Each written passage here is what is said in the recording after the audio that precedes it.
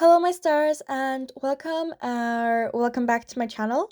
I'm Basil, and today I will be reading the second part of Not So Much a Lie as an Omission of Truth by Tiger Lily 26 on AO3. Let's get right into it.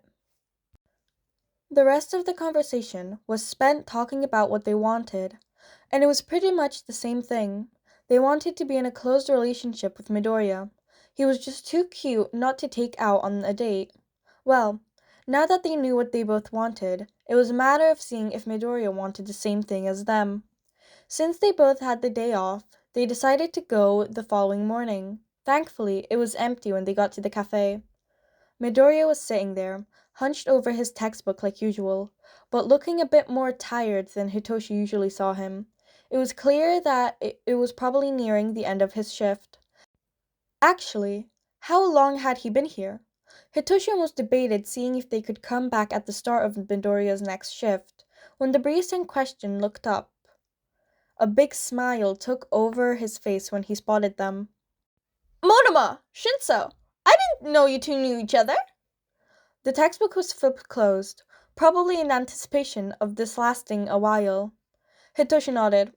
Yeah, this is the boyfriend I was talking about. If he didn't know any better, he'd say Midoriya's smile seemed to dim for a moment. Oh, that's great! Then he seemed to think. Huh, I guess you both complaining about work schedules makes more sense now. He snorted. You too. Hitoshi nudged Nato, who rolled his eyes. As nice as breakfast is, I did miss seeing you for more than 5 minutes a day. I knew you cared. An elbow. And I miss you too. He punctuated it with a kiss to Nato's cheek. When he looked back, Midoriya was staring down at the counter, cheeks red. Maybe they were lucky, and he liked them too. Did you both want your usuals? Midoriya asked, once he finally looked back up and saw them staring. He and Nato looked at one another. Here went nothing. Or everything. Actually, Nato started. We had something else we wanted today. And that would be? A date with you. Hitoshi said. Midoriya stared, and he could feel Nato tense, when tears started to well in Midoriya's eyes. Hitoshi himself was starting to panic. Did they do something wrong? That's not a very funny joke, he said plainly. Oh, Midoriya definitely didn't realize the effect he had on them. It was kind of reassuring, though, to know he didn't notice all of Hitoshi's staring. Nato moved closer to the counter and reached out to take Midoriya's hand. He moved slowly so Midoriya could move away if he really wanted to. We're not joking. You managed to capture both of our hearts, and we'd like to take you on a date, if that's something you want. It took another moment before Midoriya went bright, looking pretty similar to a strawberry. You both want to date me? Yeah, Hitoshi confirmed. Only if that's something you want. We both like you a lot, and we found out we were crushing on the same person. We talked about it and decided to ask you out. Midoriya smiled to himself. Just a small thing that made Hitoshi want to hold his face and keep it there. But then the smile fell away. He glanced around the cafe, as if checking to make sure no one else had walked in while they'd been talking. There's something you two need to know about me. And I understand if you want to pretend that this conversation never happened after I tell you. Nato squeezed his hand. We're listening. I'm corkless. The seconds the words left his mouth, Midoriya squeezed his eyes shut, almost like he was expecting them to yell or take a swing at him. He shared a concerned look with Nato. Okay, and he has a copy and cork, and you already know mine. Midoriya cracked an eye open, before just full-on staring. But, I'm corkless. Yes, and? Nato asked. More tears welled up, and Hitoshi wished he didn't get it. Midoriya was probably expecting them to hate him for his quirk status, which would be pretty hypocritical of them. They knew what it was like to be bullied for villainous quirks, but Midoriya had probably had it worse if this reaction was anything to go by. You two really don't care? He asked in disbelief. I mean, we care about what you've been through, but not about your quirk status, Nato said, and Hitoshi nodded along. Oh. He looked at Nato's hand, which was still holding his. Oh! He let go and rummaged under the counter for a minute before pulling up a beat-up phone with an All Might case. Phone number? He turned on the phone and offered it out. It was pulled up to the add contact screen. Nato took it with a smile. Is that a yes to the date? Hitoshi had to stop himself from melting at the grin Midoriya gave them. He was so cute, even if the tear tracks still on his cheeks made Hitoshi want to hurt down everyone who'd done him wrong. Yes it is. He happily input his information into Midoriya's phone when Nato passed it over. When he passed it back to its owner, Midoriya clutched it like it was something precious, and that made him melt just a little bit. They all stood there for a moment, and Midoriya blushed some more. I think if we're going to be dating, then you two can call me by my first name. Hitoshi cracked a smile at Izuku. In that case, call me Hitoshi. And you, darling, can call me Nato. They both chuckled at his sputtering. He was more than a little relieved that the outcome of this had been the best case scenario. Here Hitoshi had been worried he'd be losing a friend today, and instead he got another boyfriend. Shit. Mina was going to flip when she heard about this.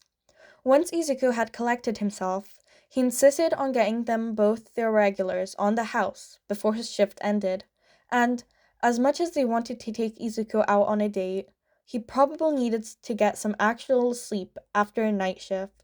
So, after a while, they reluctantly said goodbye with promises to plan a date. When they got back to their apartment, Nato pulled him into a kiss. We have another boyfriend! Hitoshi kissed him back. Yeah, we do. Between their 3 schedules, they didn't have a lot of free time to spend together, but they somehow made it work. And before they knew it, they'd all been dating for a few months. Things were going well, really well. If someone had told past Hitoshi that he'd have achieved his dreams and have 2 amazing boyfriends when he grew up, he would have brainwashed them and sent them to the nurse's office to get checked out, 'cause obviously they were losing it. But no, he had that, and he loved it.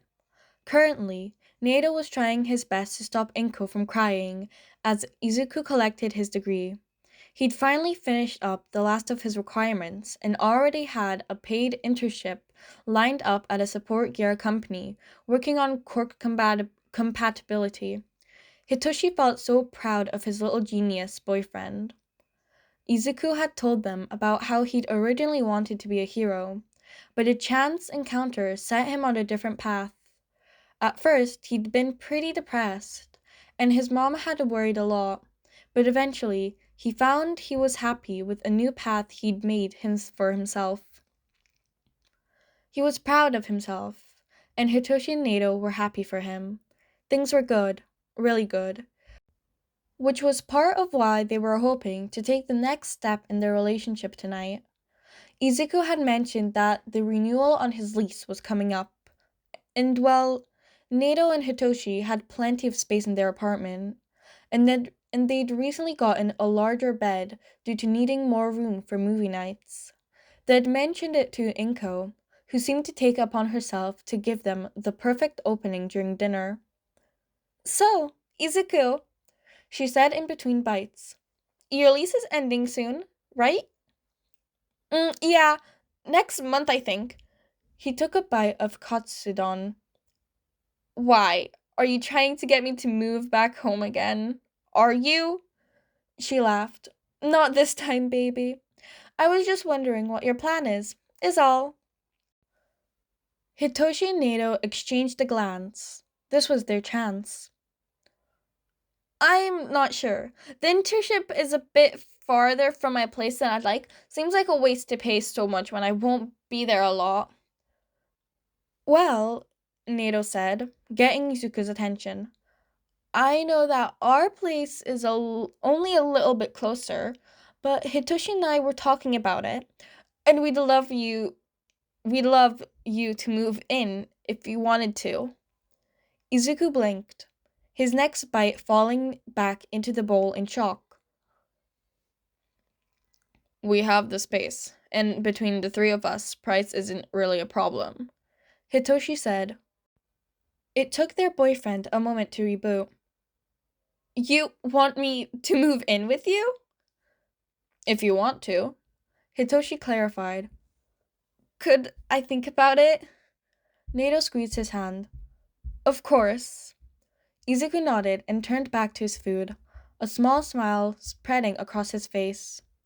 A month later, they were helping Izuku unpack his hero merch into a cabinet they installed in the office. And that night, eating cheesy takeout was the first night they all said, I love you. Life continued, relatively stress-free. Well, as stress-free as it could for two heroes and an analyst. Around their anniversary, Izuku had gotten hired to an official position at the company he interned with. He mainly worked with support gear and occasionally did some freelance work. Izuku mostly worked online though, spending half the day in the office. Unfortunately, some stress did come up. He and Nato had been working together on a case, but it was driving them both up the wall. They had been a string of robberies recently, but the villain's quirk allowed them to get away every time. The main issue was that they didn't know what it was, and therefore they didn't know how to counter it. Hitoshi was staring at the same clip of the villain practically vanishing when Dabi set down a mug on his desk. If you stare at the screen any harder, you might as well take a hammer to it, he said. Hitoshi glared at him, but accepted the mug nonetheless. This case is making me want to jump out the window. Just call it for the night. Your boyfriend over there is looking at the same clip as much as you are, and I think he's about to snap. Maybe. Dabi did have a point. Dabi was an underground hero a few years ago, then him and Nato. Despite his flashy quirk, he was pretty good at his job, and was pretty high on the unofficial underground rankings. He was an asshole at first, but once Hitoshi found out he was dating Hawks, and got some blackmail from Tokoyami, the guy mellowed out a bit. Now, they just insulted each other for fun. He tossed a glance over in Nato's direction. He admittedly looked more sleep-deprived than Hitoshi, which probably meant it was indeed time to call it. Yeah, I'd steer clear until he's gone at least 8. Nato snapped a pencil. Make that 10 hours of sleep. Dabi wisely nodded in agreement. What's got you two so struck anyway? A sigh. This villain's quirk. Can't figure it out, and they keep getting away. He took a look at the video and hummed. What if I gave you contact info for a quirk analysis I've worked with? They're pretty good. A pretty good from a Todoroki meant that they had to be some sort of miracle worker.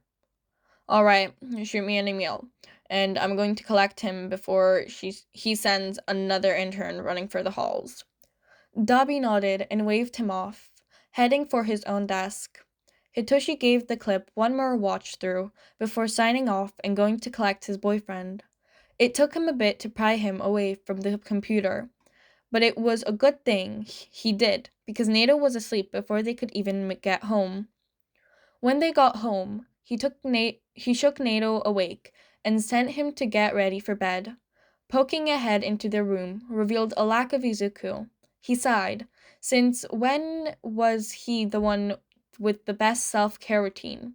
In high school, Nato didn't even trust him to eat properly. He didn't, but that's not the point. Now he was rounding up his boyfriends. Hitoshi gave a light knock and opened the office door. Izuku had his headphones on and appeared to be in some sort of meeting. He was speaking English. Don't worry, Mr. Andrews. If you try the method, I suggest your daughter should be able to get her quirk under control in no time flat. If you have any other problems, you have my information. Izuku sounded way too cheerful for 2 in the morning. He couldn't hear the man's response, but he looked happy on the video screen. The man must have spotted Hitoshi and pointed him out, because Izuku turned to look at him. Hey, welcome home. I'll be done in just a minute, he said sheepishly. Clearly, he'd intended to be done before they'd gotten home. He shook his head, but smiled anyway. I'll hold you to that. Hitoshi shut the door carefully and got himself ready for bed. Nato was already curled up in the sheets, completely passed out. Pulling back the sheets, Hitoshi climbed in, making himself comfortable and stealing as much body heat from Nato as he possibly could. A few minutes later, Izuku came in and quietly got ready, climbing in on the other side and bracketing Nato. He pressed a kiss to their boyfriend's head before looking up at him guiltily. What did we say about taking international work? A pout. They need my services so they can work to my schedule. But Toshi, it was an emergency. Really? He asked, disbelievingly. Mr. Andrews' daughter, Emily, had been stuck on the ceiling for the last 2 hours and they couldn't get in touch with anyone to help them. And, okay, that was fair. Just look out for yourself, okay? Okay, he said with a smile. Izuku leaned over a bit, squishing Nato between them so that he could kiss Hitoshi. Thanks for caring. You're welcome. Izuku fell asleep pretty quickly after that, and Hitoshi took a few minutes to watch over his sleeping boyfriends before he fell asleep as well. With all of their leads exhausted, Nato and Hitoshi decided to get in contact with the quirk analysis Dabi suggested. They were willing to take on the case, and since they had worked with Dabi before, it wasn't too hard to get it cleared with the agency to allow them to work on it. Hitoshi honestly wasn't sure what he was expecting, but 3 days later, they received an email back from the analyst. Dakuri. Sorry it took so long. I have a few other things I'm working on right now. Hope this helps. Attachment. Hitoshi wasn't sure he believed that Dakuri didn't have much time available. The attachment was practically an entire dissertation that speculated about the villain's quirk and possible counters. There was also a few backup theories in the case the main one didn't turn out to be accurate. If it didn't violate several agency policies, Hitoshi would see about giving Dakuri's email to Izuku. Based upon this, he was sure his boyfriend could pick their brain for hours. Siren. Nato got his attention. Did the analysis turn up anything good? He snorted and gestured to his screen. Take a look for yourself. Nato did just that, coming over and looking briefly before his eyes widened and he sat down. He spent the next few minutes scrolling more intensively. Holy shit. Holy shit. Hitoshi agreed. Needless to say, with the curious analysis, they were able to blow the case wide open, catching the villain at their next job. He was just happy to see that the case closed. It had been taking up way too much time. After the arrest, he sent a small follow-up thank you to Dakuri. A response was practically immediate. Dakuri. I'm just glad I could help. Tell your agency to let me know once the arrest paperwork is filled, and I'll send an invoice. Needless to say, he and Nato had a go-to analyst for the cases that needed a little extra help on. Dakuri was freelance, and because of that, very secretive with his identity, but their reputation spoke for them. Over the next few months, Hitoshi not only worked with them some more, but also heard about them through other agencies. It seemed work was picking up for them. Hitoshi was just glad he got their contact information sooner than some others, because it gave his agency a little more priority when it came down to it. The Curie was slowly making themselves invaluable in their field. Their notoriety among hero agencies was probably what resulted in one getting in contact with them. Well, not Hitoshi and Nato's agency specifically. It was more of a general announcement to agencies known to work with the Curie. The agency sending the notice was informing that a recently escaped villain was able to gain access to their system and took information on their cases. They assumed the villain had done it to figure out how they were captured, as they used their quirk for crimes remotely. And the case mentioned the Curie. Hitoshi wanted to bang his head against the table. It was standard policy for any informatids to be mentioned as just that. That way, to get specifics on an informant, whoever was looking at the case would have to go to whoever headed it to get more information. It was to provide more security for said informant. Whoever put the file together had put the Curie at risk by mentioning them, even by their alias. The villain had apparently been happy to use the extra tidbit for their advantage, and made a threat towards the analyst. After using their quirk to narrow down the Curie's location because of the Curie's work, this threat was being labeled as needing immediate attention. No shit. The situation was only made worse by the Curie refusing any sort of protection, not wanting to compromise their identity. Hitoshi leaned back in his chair and looked over. Dabi, you checked your email for once. A long sigh. Yeah, that some idiots fucked up protocol and now our main analysis is on the chopping block. Nato, who was just walking into their office space, froze. The Curie's in trouble? Idiots at a Tokyo agency left his name on a report, and a villain looking for revenge just so happened to have a tech quirk. Until they're caught again, the Curie's identity and safety are at risk. Hitoshi rubbed his temples. He knew things had been running too smoothly lately. He was just glad he and Nato were working regular hours today and would get to curl up with Izuku when they got home. Nato ran a hand through his hair. How hard is it to fill out a report correctly? He mumbled to himself. What's being done about it? Currently, Dabi started. Nothing. Our little freelancer values their privacy a little more than their safety. The villain's an amateur, though. Dangerous, but an amateur. How so? Hitoshi asked.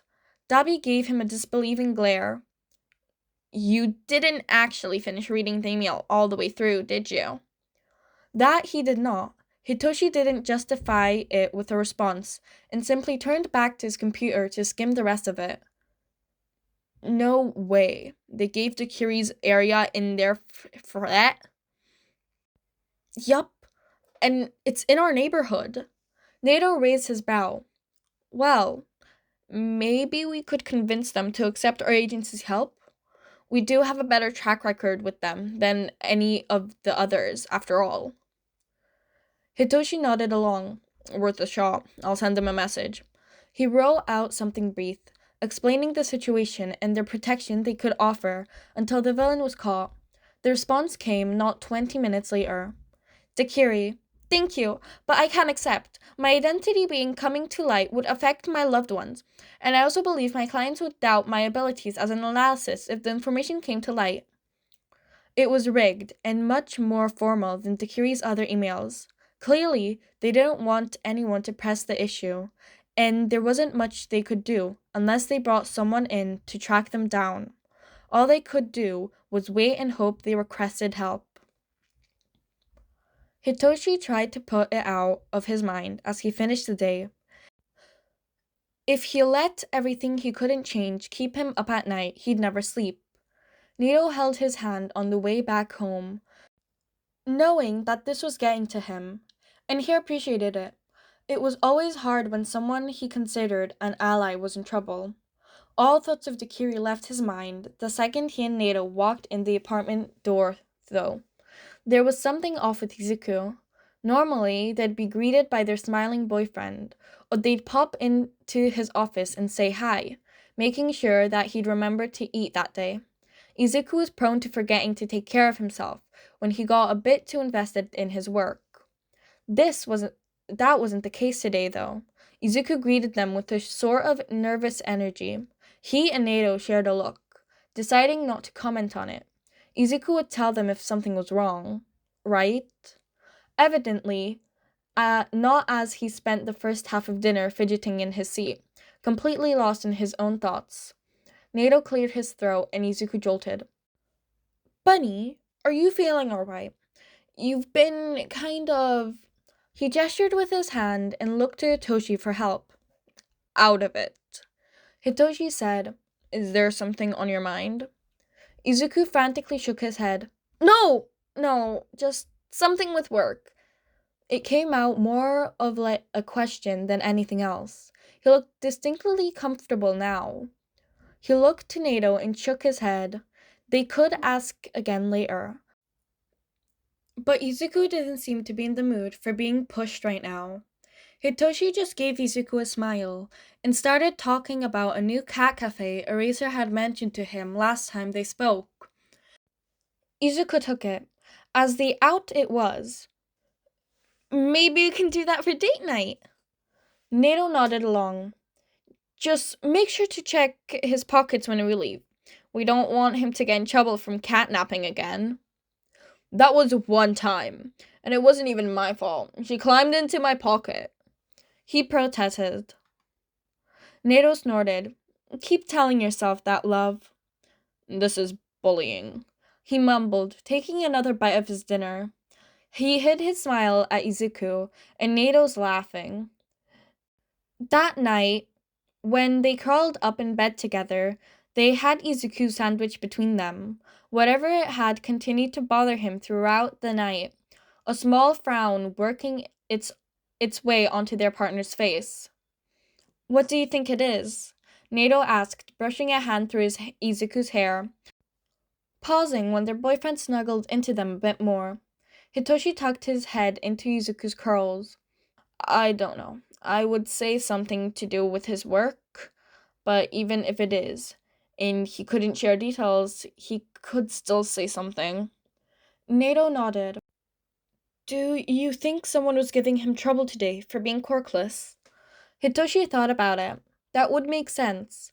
Izuku tended to clam up when it came to his own quirk status, worried about it becoming a burden on them. No matter how long they'd been together and how much they reassured him, Izuku still seemed to think his quirklessness would become an issue for them at some point. That could be it. Nato frowned. In that case, there isn't really anything we can do but be here for him. We will.